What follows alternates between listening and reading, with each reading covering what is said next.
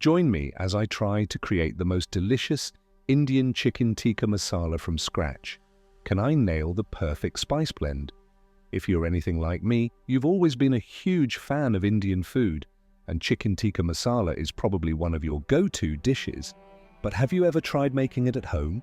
It seems like a daunting task, especially when you're trying to get that perfect blend of spices just right. One of the biggest challenges people face when trying to make authentic chicken tikka masala is finding the right spices. I mean, who knows what kind of spices Indian restaurants use to get that unique flavor? And then there's the issue of achieving the perfect balance of creamy and spicy. It's easy to end up with a dish that's either too bland or too overpowering. Another challenge is getting the texture just right. You want your chicken to be tender and juicy, but not too soft that it falls apart. And let's not forget about the sauce. You want it to be smooth and creamy, but not too thick that it's like eating paste.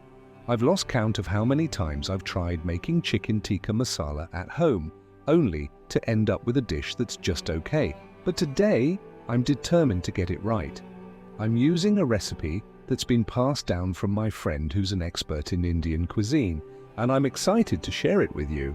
To make this recipe, you'll need some basic ingredients like chicken breast, yogurt, lemon juice, and spices like cumin, coriander, and cayenne pepper.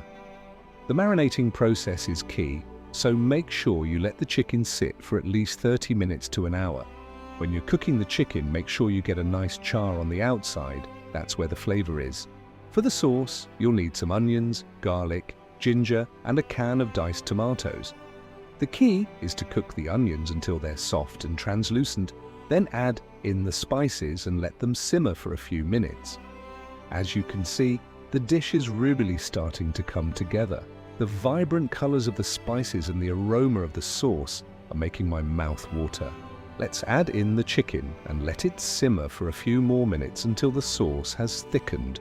The moment of truth, let's take a taste and see how it turns out. The flavors are amazing. The spices are perfectly balanced and the chicken is tender and juicy. To recap, the key steps are marinating the chicken, cooking it to perfection, and simmering the sauce until it's smooth and creamy. With a little practice, you can easily recreate this dish at home. If you've tried making chicken tikka masala before, I'd love to hear about your experiences. Do you have any variations on the recipe that you'd like to share?